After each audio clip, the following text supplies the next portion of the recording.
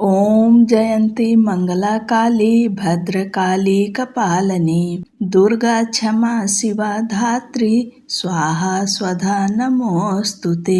आप सबका अपने चैनल पुण्य धर्म में स्वागत है। आज नवरात्रि का तीसरा दिन है। आप सब जानेंगे कि तीसरे दिन माँ चंद्रघंटा की पूजा कैसे करें, माँ चंद्रघंटा का प्रिय भोग क्या है, माँ का मंत्र क्या है और अंत में माँ चंद्रघंटा की कथा सुनेंगे। वीडियो में अंत तक अवश्य बने रहिएगा। आज चैत्र शुक्ल पक्ष की तृतीया तिथि है। तारीख है 21 मार्च और दिन है शनिवार का। तृतीया तिथि सुबह 2:31 से लेकर देर रात 11:56 तक है। तृतीया तिथि पूरे दिन की है। सूर्योदय सुबह 6:33 पर, सूर्यास्त शाम 6:34 पर। ब्रह्म मुहूर्त सुबह 4:56 से लेकर सुबह 5:44 तक। अभिजीत मुहूर्त है दोपहर 12:10 से लेकर दोपहर 12:38 तक। अमृत काल का समय है शाम 5:57 से लेकर शाम 7:26 तक। और आज सर्वार्थ सिद्धि योग है। सर्वार्थ सिद्धि योग सुबह 2:27 से लेकर सुबह 6:33 तक। सर्वार्थ सिद्धि योग बहुत ही शुभ योग है।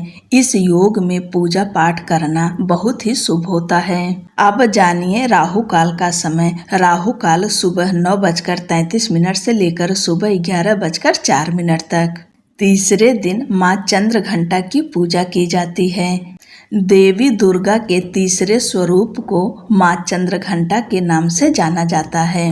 इनके मस्तक पर अर्धचंद्र घंटी के आकार का सुशोभित रहता है। इसी कारण इन्हें चंद्रघंटा कहा जाता है। इनकी आराधना करने से साधक को साहस, शक्ति, शांति और भय से मुक्ति प्राप्त होती है। माँ चंद्रघंटा की कृपा से जीवन की सभी नकारात्मक शक्तियाँ दूर होती है और सुख समृद्धि का मार्ग प्रशस्त होता है। इस दिन सुबह जल्दी उठें, ब्रह्म मुहूर्त में उठ जाएं, स्नान करें। स्नान के बाद स्वच्छ शुद्ध वस्त्र धारण करें। हो सके तो लाल रंग का वस्त्र पहनें। इसके बाद भगवान सूर्य देव को अर्घ्य दें। पूजा स्थान को साफ करके गंगा जल का छिड़काव करें। उसके बाद धूप दीप प्रज्वलित करके माँ की पूजा शुरू करें। अगर आप घट स्थापना की हैं, अखंड ज्योत जल रही है, तो सबसे पहले गणेश भगवान की पूजा करें। उन्हें रोली, कुमकुम, अक्षत अर्पित करें। कलश देव की पूजा करें। चंदन और अक्षत अर्पित करें कलश देव को। अखंड ज्योति माता को रोली, कुमकुम, सिंदूर अर्पित करें और पुष्प अर्पित करें। उसके बाद माता की पूजा शुरू करें। माँ चंद्रघंटा को रोली, कुमकुम, अक्षत अर्पित करें। हो सके तो गुड़हल का पुष्प मिले तो माँ को आज के दिन अवश्य अर्पित करिएगा। माँ चंद्रघंटा को सिंदूर अर्पित करिए। इसी तरह से ज्वारे अगर आप बोए हैं तो ज्वारे की भी पूजा करें। सबको रोली, कुमकुम, अक्षत अर्पित करने के बाद धूप दीप दिखाएं। उसके बाद भोग अर्पित करें। माँ चंद्रघंटा को दूध या दूध से बने प्रसाद अवश्य अर्पित करिएगा। आप चाहें दूध की खीर बनाकर माँ को अर्पित कर सकते हैं या दूध से बनी मिठाई अर्पित कर सकते हैं। अगर कुछ ना हो तो गाय का कच्चा दूध माँ को अवश्य अर्पित करें। पूजा के दौरान माँ चंद्रघंटा के मंत्रों का जाप करें। इससे देवी जल्दी प्रसन्न होती हैं। माँ चंद्रघंटा का बीज मंत्र है ओम देवी चंद्रघंटाए नमः।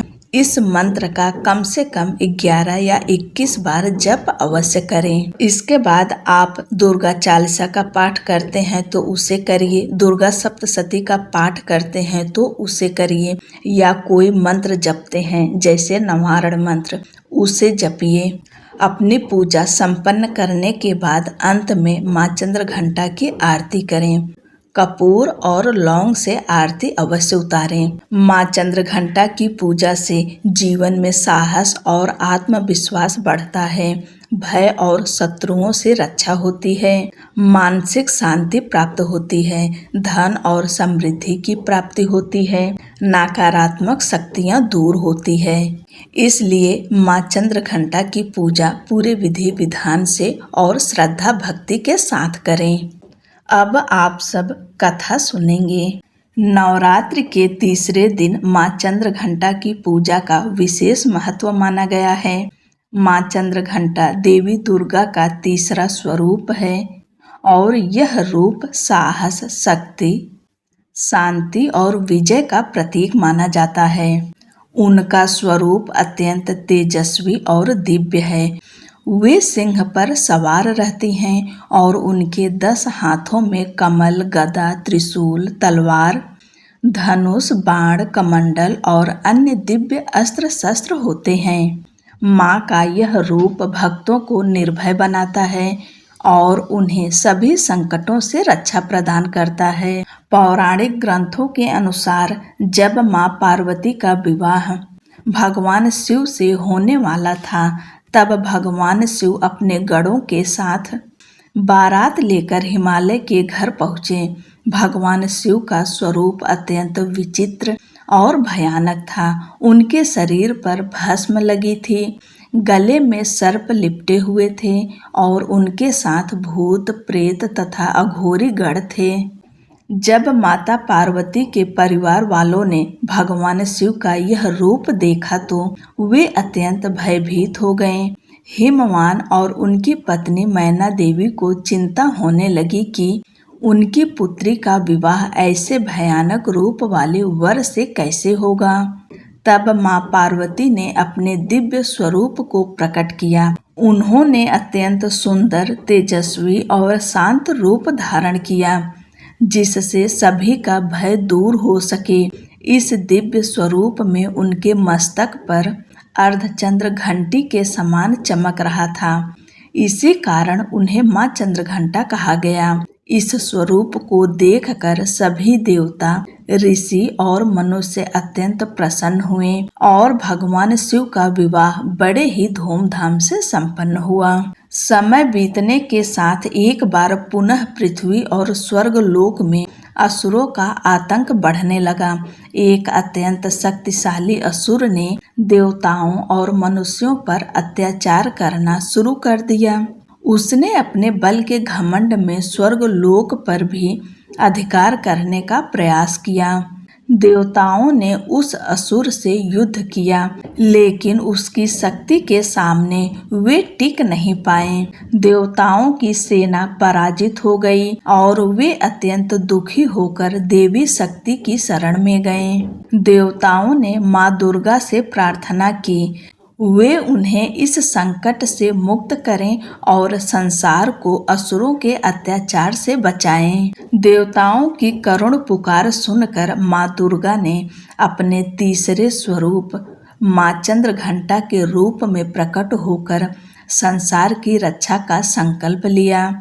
जब माँ चंद्रघंटा प्रकट हुई तब उनका स्वरूप अत्यंत दिव्य और तेजस्वी था। उनके शरीर से प्रकाश की किरणें निकल रही थी और उनका सिंह वाहन गर्जना कर रहा था। उनके मस्तक पर अर्धचंद्र घंटी के समान चमक रहा था। कहा जाता है कि माँ के मस्तक पर स्थित उस दिव्य घंटा की ध्वनि इतनी प्रचंड थी कि उसे सुनकर दुष्ट और असुर भयभीत हो जाते थे।